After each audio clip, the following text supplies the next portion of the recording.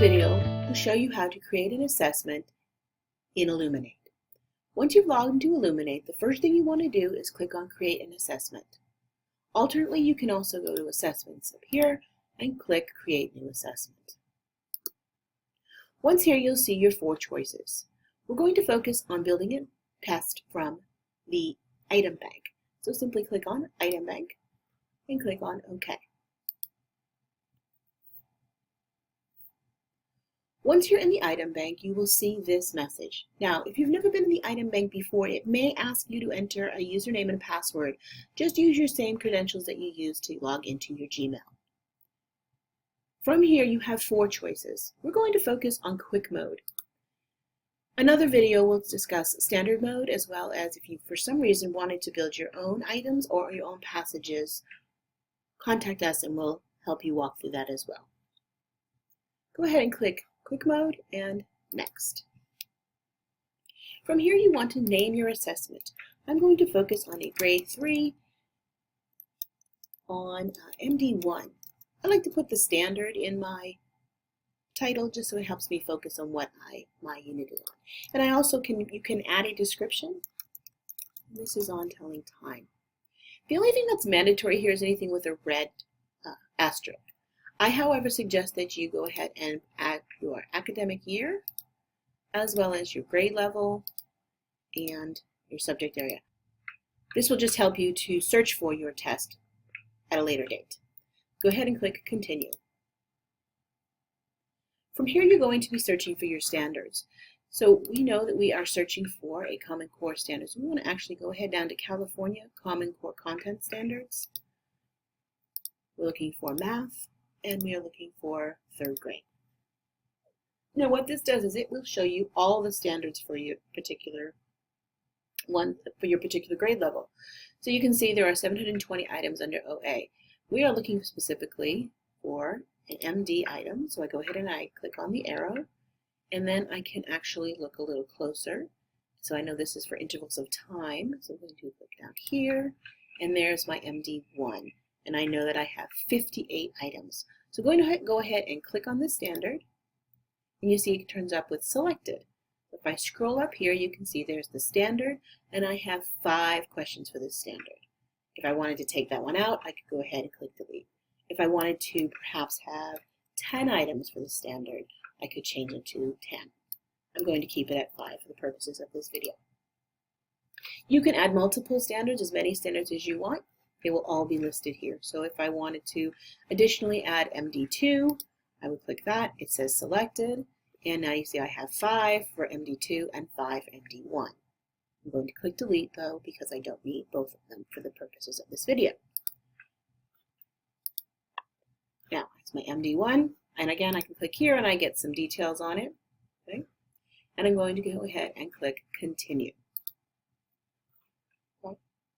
So this allows me, and many of you won't have any options on this particular page to exclude something, but if I had a previous test that was for a 3rd grade MD1 and I had some questions that I already used, I could exclude that test from my new test, which means that any items that I have previously used will be excluded from this new one that I'm creating. I have not created any previous, oh, here's a 3rd grade, but it's ELA, so it's okay. But I could just click on add, and it would exclude anything that's on that test or that quiz that I've created from being on my current test that I'm building. So it's kind of a neat feature. Go ahead and click continue, and I'm ready to go ahead and create a quick assessment. So I click generate questions for all standards. And depending on how many questions you're asking it to build, it will go ahead and build your questions. So here I have my 5 questions, and here are my questions. So I have one here. This is a multiple select. What's nice is it allows you also to hover here, and you can see the different types of question, what type of question this is. So this is a non-traditional selective response. So select all, true, false, yes, no, correct, incorrect. So this has 4 choices. Here's the rationale. It has the correct answers, and then perhaps why the student was wrong. Why they may have selected that. Okay. Come down here, I have a constructive response if I wanted to build that in. place for students to type. And so again, if this test is administered online, you're going to want to have all these options that they would have for similar to the SBAC assessment. Here again, we have a fill in the blank, and this is called a explicit constructive response. So it's just looking for an explicit answer. Here we have another multiple choice, just one answer at multiple choice, another multiple choice. So there's my 5 questions. Now, if I go back up here and I decide, well, you know what, I don't really want a full-on constructive response. I just want it to be a response, either a multiple choice, multiple select. I can choose to go ahead and regenerate this question. And now I have a different type of constructive response. It's explicit, so there's only one input answer that they're looking for. If I look through my whole quiz and I'm like, I don't like any of them, I can actually regenerate the entire standard, and it will give you 5 new items to go ahead and look through. So once I've determined, and I like the looks of this test, so I'm like, okay, this is good for me, I'm going to ready to publish. This is a nice feature in Illuminate because it allows you to kind of look at your test and see, I have 1 low, 3 medium, 1 high, so it's a pretty balanced test. It gets into the depth of knowledge, Bloom's taxonomy, and your SBAC claims and targets. So it kind of helps you see if you're giving balanced assessments for your students. Over here is a quick overview. You have 5 items, 1 standard, 1 non-traditional selective response, 2 explicit constructive response, and 2 multiple choice. And you have no passages. So if you were building an ELA test and you noticed that you had 5 items but you had 3 passages, you may want to go back and maybe find some other questions that are not connected to a passage to eliminate the number of passages that your students are exposed to. And you would just click on the Go Back button to build. But I am ready to move on. I'm ready to actually publish and administer this test. So I simply click Publish and Administer. What this will do is it will take you leaving the item bank and you go back to Illuminate. Now in Illuminate, you can see here's the name of the test. And what I need to do, I can go ahead and click Add Quick Roster. What this will do is generate a testing code similar to how we use the benchmarks. So here's the testing code. So if you give your students this test code and you send them to the district page where they can do the quick login, they will put in their student ID and this code and they will take the test and you'll get your data. Now, final thing, you actually need to set a testing window. The testing window is set to automatically be 1 week. You can change that.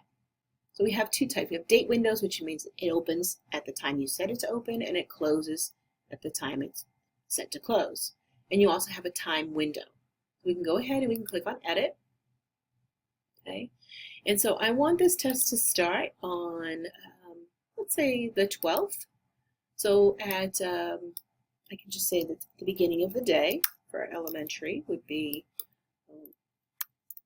8:45 a.m. And I wanted to close, obviously, since we're heading out onto spring break, on the 13th from at 3.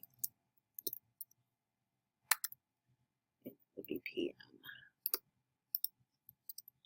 Okay. Now here, you want to actually set a daily window. So if this was a math test and you only wanted your students to take it during math time, and let's say math is after lunch from 1 o'clock to let's just say 2:30. Excuse me, 2:30. And I can also set, that's a daily window, which means test while it's testing window from the 12th to the 13th, but only from 1 to 2:30 each day. If you want it open all day, you go ahead and click on all day. However, keep in mind, all day also includes after school and before school. So if you want your students to take a look at it while they're at home and get help, that's a different conversation for you to have with your students. The time duration, if you want to set a time limit for the test, and the number of pauses. The default is 3, but you can alter that to be as many pauses as you want it to set for your students. And that is all there is for setting your testing window. Click Save, and your test is ready to be given once the status turns to complete. And that is how you build a quick assessment using Illuminate. If you have any questions, please feel free to contact us at illuminatesuppport@mylusd.org.